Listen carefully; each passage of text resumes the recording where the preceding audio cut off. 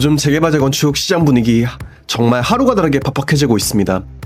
공사비는 오르고 사업성은 떨어지는데 정부는 재건축 초과이익 환수금까지 챙기려고 하고 있어요. 며칠 전에 대국민 토론회나 정책 발표들을 가만히 들여다보면 현 정부에서 재개발이나 재건축을 그냥 싫어한다는 걸 알 수 있어요. 하지만 사람들이 신축 좋은 거 몰라서 안 사나요? 다 알죠? 시설 좋고 주차 좋고 아이 키우기 좋고요. 근데 돈이 부족합니다. 서울 신축 아파트 가격은 34평 기준 18억을 넘었으니까요. 그러다 보니 자연스레 신축이 될 구축 아파트, 빌라로 눈을 돌리게 됩니다. 하지만 저는 오늘 좀 말씀드리고 싶은 게 있는데요. 지금 재건축 아파트 함부로 사지 마세요. 아니, 절대 사지 마세요. 다른 유튜버에서는 여전히 재건축 아파트가 좋다, 재건축 호재가 있다면서 여러 아파트에 대해서 추천하고 있어요. 다만 저는 개인적으로 분석한 내용으로 왜 사지 말아야 되는지에 대해서 총 정리해서 말씀드리겠습니다. 오늘 영상 보시면 아파트 매수할 때 기준이 완전히 바뀌실 거예요. 그럼 구독, 좋아요 눌러주시고 바로 시작해보도록 하겠습니다. 안녕하세요. 재개발 재건축 투자한 남자입니다. 재건축 아파트를 사면 안 되는 이유를 말씀드리기 전에 왜 여전히 수많은 분들이 재건축 아파트에 끌리는지 그 마음부터 짚어볼게요. 크게 세 가지 이유가 있다고 저는 생각합니다. 먼저 첫 번째로는 실거주가 가능하기 때문입니다. 재개발 빌라는 쪼개기 매물도 많고 주차도 어렵고 몸테크 난이도도 높습니다. 반면 재건축은 아무리 낡았어도 어쨌든 아파트거든요. 주차는 좀 힘들지언정 몸테크를 견딜 수 있는 최소한의 주거 환경이 나온다고 볼 수 있어요. 우리나라 사람들 그리고 아파트에 대해서 선호가 남다르잖아요. 그렇기 때문에 나는 아파트에 산다, 이런 부분 때문에 좀 더 선호도가 높다고 생각하고 있습니다. 두 번째는 신축 선취매입니다. 신축을 살 돈은 없지만 신축이 될 매물은 먼저 사고 싶거든요. 당장 완공된 신축을 사려면 매매가가 너무 비쌉니다. 하지만 초기 재건축이나 중간항의 아파트는 상대적으로 진입장벽이 낮아 보이죠. 내가 수년을 견디면 새 아파트 하나 걷어주겠지 라는 기대감이 작용합니다. 마지막 세 번째는 부동산 시장에서 남들보다 높은 수익률을 얻고 싶기 때문입니다. 그냥 일반 구축 아파트를 사면 시장 상승률만큼 오르지만 재건축이 완성이 되면 신축 프리미엄이 더해지면서 자산 교차를 한 번에 줄일 수 있거든요. 그렇기 때문에 내가 몸테크를 해서 더 초과 수익을 얻겠다라는 기대감이 반영되어 있는 겁니다. 하지만 여러분, 이건 어디까지나 과거의 공식이거든요. 지금 정비 사업은 완전히 판이 바뀌었어요.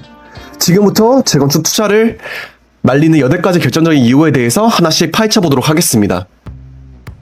먼저 첫 번째는 공사비 폭등입니다. 공사가 미쳤거든요, 요즘. 최근 몇 년간 원자재값, 인건비가 폭등하면서 평당 공사비가 800에서 1000만원, 그리고 최근에 반포 같은 경우는 1400만원에 계약했다는 이야기가 있더라고요. 단순 계산으로 34평에 3억 4천, 그리고 사실 전용 말고 공급 면적으로 고려를 한다면 2배인 약 6억 8천 정도는 추정을 해야 돼요. 그렇게 된다면 이제 이렇게 공사비가 오른다면 어떻게 될까요? 당연히 조합원들이 내야 되는 분담금도 올라갑니다. 특히 재개발의 경우에는 일반 분양이 많기 때문에 이에 대해서 반영을 해서 최대한 조합원 분양가를 낮출 수 있어요. 다만 재건축의 경우에는 일반 분양이 별로 없잖아요. 그렇기 때문에 공사비 상승분을 조합원이 전액 부담하게 됩니다. 과거처럼 재건축만 되면 로또다 라는 말이 이제 안 통하거든요. 건축원가는 지방이든 서울이든 똑같기 때문에 6억짜리 아파트에 신축 줄 테니까 6억 내 라고 한다면 누가 낼까요? 사실 이 부분을 해결하려면 인건비, 환율, 원자재 이런 부분이 해결돼야 되는데 사실 정부에서는 해결할 의지가 전혀 없는 것 같아요. 두 번째, 출구가 막혀 있습니다. 바로 조합원 지위 양도 제한 때문인데요. 투기과열지구내 재건축은 조합 설립 인가부터 또는 사업 시행자가 지정된 이후로부터는 집을 팔아도 매수자가 조합원 자격을 승계하지 못합니다. 잘못 샀다가 입주권이 아니라 현금 청산을 당하게 되거든요. 즉 사업이 지연되어도 중간에 돈을 빼고 나올 수 없이 몇 년이고 돈이 묶이게 됩니다. 사실 이 부분이 풀리면 그래도 여유로운 분들은 손바뀜이 되면서 사업이 진행되는 건데 매도가 안 되면 사람들이 재건축 자체를 싫어하게 되지요. 이미 진행되고 있는 구역들 팔지 못해서 난리고요. 만약에 신규 매수자라면 10년은 여기 자금을 묶여두게 되는데 그 도중에 이직이라든지 사업이 안 좋아진다든지 이렇게 되면 그냥 그 주택이 경매로 나오게 되는 겁니다. 이 부분도 꾸준히 문제제기가 되고 있고 재개발과 동일하게 관리 처분 인가로 조합원 지위 양도 제한 바꾸자고 하는데 이번 정부는 전혀 의지가 없어요. 들은 척도 안 하더라고요. 세 번째는 조합원의 구성 문제입니다. 오래된 재건축 단지일수록 실거주하거나 오래 보유하신 어르신들 비율이 높습니다. 이분들은 나 살기도 바쁜데 분담금 몇 억씩 내면서 재건축 왜 하냐? 그냥 살다가 죽겠다 라고 하시는 경우가 많아요. 분담금 증액 동의서 하나 받는데 몇 년이 걸리고 사업은 계속 늘어지게 됩니다. 이것도 이번과 연결되는데 이분들도 팔고 나오고 싶죠. 왜냐하면 뭐 가격 좀 더 쳐준다니까 그냥 마음 편하게 팔고 옆에 준실쭉 가서 사시고 싶은데 못 팔게 되다 보니까 그냥 반대를 할 수밖에 없어요. 그렇게 지연되다 보니 노원, 상계, 주공 같은 곳들이 진행을 못하는 겁니다. 손바뀜도 안 돼. 추가 분담금은 무서워. 사실 되는 게 기적이라고 볼 수 있어요. 네 번째는 세금 폭탄입니다. 이 부분도 참 할 말이 많은데 정부가 제 초안에 일부 완화해주겠다고 하지만 일단 8천만 원 이상 집값이 상승하면 수천만 원에서 억 단위의 분담금을 정부에 내야 되거든요. 재개발에는 없는 재건축마의 독소조항이라고 볼 수 있어요. 힘들게 사업 끝내놨더니 세금 폭탄 맞으면 남는 게 별로 없습니다. 그리고 아파트를 팔주하는데 세금을 내라? 사실 이게 말도 안 되는 법인데 실제로 존재하거든요. 그렇기에 매수를 할 때 그리고 분담금 계산할 때 제 초안 매덕도 같이 계산해야 됩니다. 그리고 이러한 규제가 무서워서 반대하는 조합원들도 무조건 있고요. 다섯 번째는 하락장의 위험입니다. 하락장이 오면 가장 먼저 재건축이 크게 떨어집니다. 재건축 가격은 현재 가치가 아니라 미래 신축 가치라는 거품이 얹어져 있거든요. 좋게 말하면 프리미엄이고요. 따라서 부동산 시장에 조정이 오면 일반 아파트가 10%에서 20% 떨어질 때 재건축 아파트는 프리미엄까지 포함해서 30-40% 사장없이 빠집니다. 하락장 때 견디기가 너무 힘들어요. 그 와중에 규제는 늦게 풀릴 테니 고점에 사서 저점에 팔게 되는 걸 수도 있어요. 심지어 하락장 때 매수자가 없어가지고 그냥 안 팔릴 수도 있습니다. 그러다가 아파트 가격이 오르면 다시 규제에 묶이고 팔려고 했더니 규제 때문에 또 못 팔고 이 악순환이 반복될 수도 있어요. 즉 투자 상품으로서 매수 매도에 대한 제한은 너무 큰 리스크라고 보시면 될 것 같아요. 여섯 번째는 정보의 비대칭성입니다. 겉으로 보기에는 지분 넓고 용적률도 낮아서 최고다 싶은 단지들이 있거든요.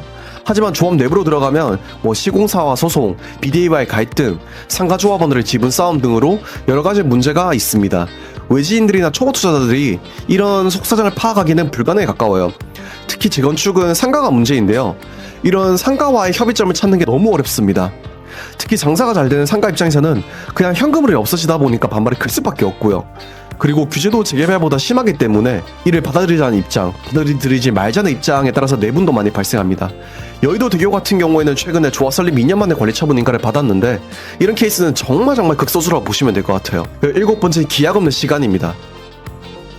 지금 매수 고민하시는 분들 대부분 안전진단 통과했거나 이제만 추진이 설립된 초기 재건축 보고 계시죠. 사실 금액도 조건도 살 수 있는 게 이것밖에 없으니까요. 완공까지 얼마나 걸릴까요? 요즘 분위기로는 15년에서 20년까지도 걸릴지도 모릅니다. 아니 30년도 볼 수 있어요. 사실 내 청춘과 자산이 이 아득한 시간 동안 묶여있는 기회비용을 생각하셔야 돼요. 그 와중에 거주는 녹물 마시면서 이중주차에 고통받으면서 살아야 될 수도 있고요. 그리고 나나 아니면 와이프만 몸테크하면 그래도 버틸만한데 만약에 아이가 태어나면 어떡해요? 아이 생각하면 정말 재건축 아파트에서 몸테크는 어려워집니다. 왜 거주 환경이라는 게 중요한지 아이가 생기면 알 수 있거든요. 그렇기 때문에 재건축을 매수하기 전에 한 번만 더 이 부분을 체크할 필요가 있습니다. 마지막 여덟 번째는 금융 규제입니다. 정말 재건축에 대해서 금융에 대한 규제 정말 많은데요. 일단 분담금 커지는데 여기에 대해서 완공 후 대출이 어려워질 수도 있어요. 그리고 이주비에 대한 이자도 만만치 않습니다. 현재 40%까지 대출이 나오고 60%는 건설사에서 고금리로 빌려주는데 요즘 공사기간 5년에서 6년 생각하면 이자도 만만치 않거든요. 최근 매교 펠로시드 사태 들으셨을지 모르겠는데 이번에 대국민 토론회도 나왔었거든요. 은행의 대출 총량 규제로 인해서 잔금 대출이 안 나와서 지금 2,200채가 경매로 넘어갈 수도 있습니다. 물론 이제 이 부분에 대해서 정부가 가만히 놔두지 않을 것 같고, 그리고 이제 이재명 대통령도 토론에서 즉각 검토하겠다라고 얘기를 했어요. 하지만 이제 재개발 재건축의 경우에는 이주비에 대해서 이제 투미 김재견 소장님이 말씀해 주셨는데도 이 부분에 대해서 별로 말이 없으시더라고요.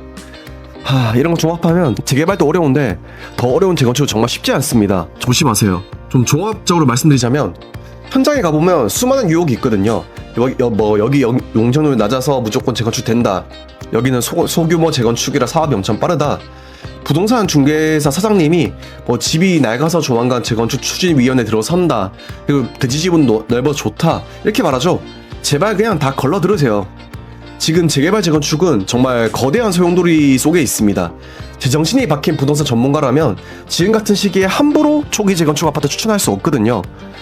혹시라도 매수한다면 이러한 기준들을 한 번만 더 체크하고 한 번 더 생각해 보세요. 만약 정말 부동산 투자는 한 번의 투자가 내 인생을 망가뜨릴 수도 있습니다. 마지막으로 현실적인 대안 두 가지를 좀 말씀을 드릴게요. 첫 번째는 실거주가 반드시 필요하다면 재건축 기대감이 상대적으로 낮은 아파트를 추천드릴게요. 즉 입지 좋은 일반 구축을 매수하세요. 이러한 구축 아파트는 일반 상승률만큼은 충분히 따라갑니다. 그 다음에 다음 상승장 때 상급지로 갈아타는 걸 추천드려요. 그리고 자산 증가가 최우선 목표다.